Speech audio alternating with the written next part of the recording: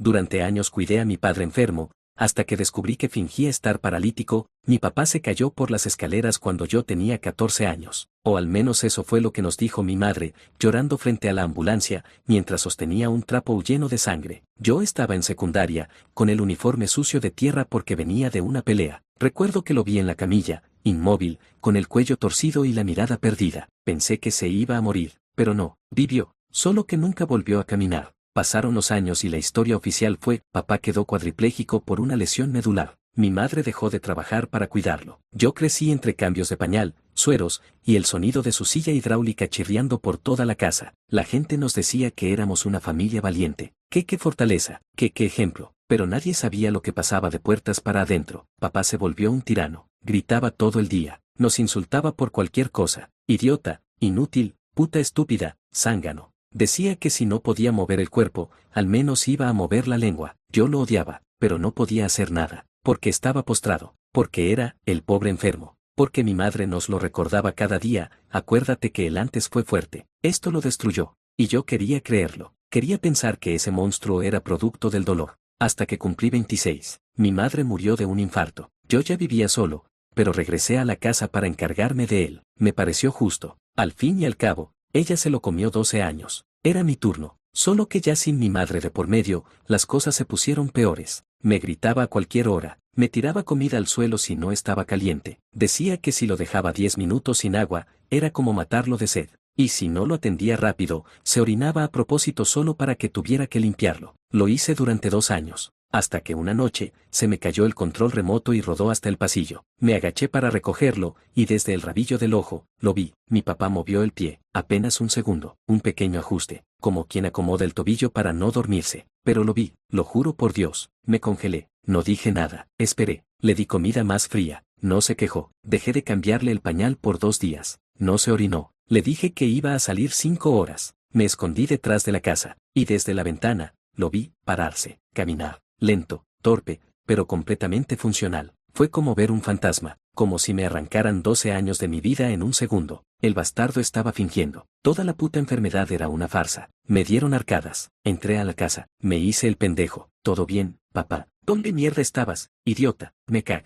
No terminó la frase porque lo miré a los ojos como nunca antes, y por primera vez, se asustó. Esa noche me emborraché. Vomité en el jardín. Lloré, reí, grité. No podía creerlo. Mi mamá había muerto cuidándolo. Yo había dejado trabajos, relaciones, amigos, todo por él. Y era mentira. Pensé en confrontarlo, pero tuve una idea mejor. Le instalé cámaras, 8 en total, algunas obvias, otras ocultas. Lo observé durante una semana. Caminaba cuando creía que no había nadie. Abría el refrigerador. Se limpiaba solo, movía cosas. Practicaba su voz de inválido frente al espejo. Tenía toda la evidencia. Y entonces, en una de las grabaciones, descubrí algo peor. Una cinta vieja, de VHS, que él puso en la tele del cuarto mientras pensaba que estaba solo. La cinta tenía fecha 13 de julio de 2007, el día de su accidente, y el contenido me dejó sin aire. Era una grabación casera. Se veía a mi mamá llorando en la cocina, mi papá gritándole, ella diciendo, no más, Jorge, no más. Él se acercó, le tiró algo al piso, la jaló del cabello, le pegó, ella cayó, y entonces, lo vi, ella lo empujó, él cayó por las escaleras, pero no fue un accidente, fue en defensa propia. Mi madre lo dejó paralítico, y él, la perdonó en voz alta, pero en secreto, la castigó fingiendo estar peor de lo que estaba, la chantajeó con su enfermedad,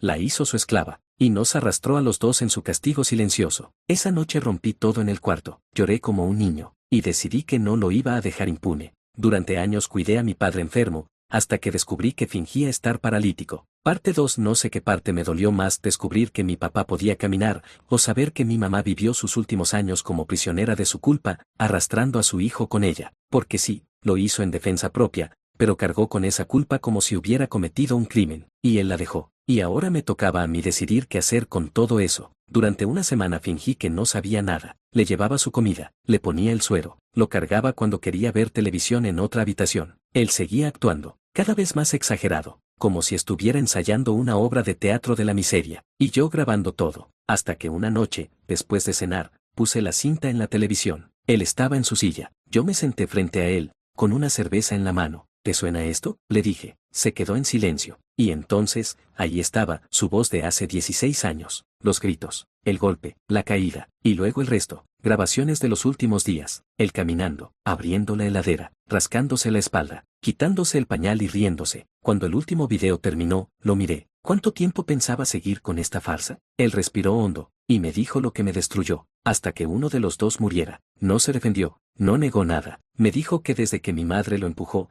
algo dentro de él murió, que decidió castigarla a su manera, que la podía haber metido presa, pero que prefirió hacerla vivir cada día recordando lo que hizo. Y a mí, me dijo, tú fuiste un daño colateral, siempre lo fuiste. Eso fue lo que me rompió, daño colateral. Ni siquiera tenía una razón para odiarme, solo era parte del juego, de su castigo a otra persona. Le dije que se acabó, que lo iba a denunciar, que tenía pruebas, que iba a mostrarle al mundo la verdad. Él sonrió. ¿Y tú crees que alguien va a creerle a un tipo que cuidó 14 años a un inválido, solo para luego decir que fingía? ¿Tú sabes cómo suena eso? Tenía razón. ¿Quién carajos iba a creerme? Él era el hombre valiente que sobrevivió, el ejemplo, el pobre señor que crió a su hijo desde una silla. Y yo iba a parecer el hijo resentido que se volvió loco después de la muerte de su madre. Así que hice lo que él nunca se esperó, le di total libertad. Al día siguiente, cuando se despertó, la silla ya no estaba. Camina tú solo, le dije. Me miró como si lo hubiera escupido. ¿Qué haces? Te vas a valer por ti mismo ahora. Ni un día más vas a cargarme tu enfermedad ficticia. Lo dejé ahí, y durante semanas, no le cociné, no le hablé, no le respondí. Solo lo miraba desde lejos. Y lentamente, empezó a caminar más. Hasta que un día, salió de la casa, fue a la tienda, caminó 2 cuadras, saludó a la vecina. Todos lo aplaudieron como si fuera un milagro. Y ahí supe que era mi turno de actuar. Reuní todas las grabaciones, las edité, le puse subtítulos, corté las partes más fuertes, y las subí a una cuenta anónima en YouTube. Titulé el video, El hombre que fingió estar paralítico durante 14 años para vengarse de su esposa. Se viralizó en 2 días. Mi papá lo vio desde su celular, y lo que hizo después, fue irse. Desapareció, sin dejar nota, sin ropa, sin dinero. Solo se fue. La policía vino, me interrogaron, les mostré los videos. No pudieron hacer nada. Dije que no sabía dónde estaba, pero sí lo sabía, porque días después, me llegó una caja por correo, sin remitente. Dentro había su bastón, la pulsera médica que usaba, y una nota escrita a mano: ganaste. Pero al final, solo queda uno, y ese no vas a ser tú. Desde entonces, vivo con miedo. No sé si está muerto, si se suicidó, si se fue a esconder a algún rincón, si está esperando que baje la guardia. A veces siento que me vigila, que respira al otro lado de la puerta, que me va a castigar como lo hizo con mi madre. Pero lo más jodido es que a veces, me lo merezco, porque en mi interior sé que una parte de mí disfrutó destruirlo. Disfruté verlo arrastrarse sin el disfraz de víctima, disfruté ver cómo la gente lo señalaba, y eso me convierte en algo parecido a él. Hoy vivo solo, no tengo pareja, no quiero hijos, no quiero repetir nada de esto con nadie. Tengo una carpeta escondida con todo lo que pasó, por si un día aparezco muerto, por si él vuelve. Y si estás leyendo esto, y alguna vez creíste que estabas siendo usado por alguien enfermo, tal vez no estás loco, tal vez ese alguien sí está jugando contigo. Mi nombre es, o fue, Julián, y no fui un héroe, fui un daño colateral que aprendió a devolver el golpe.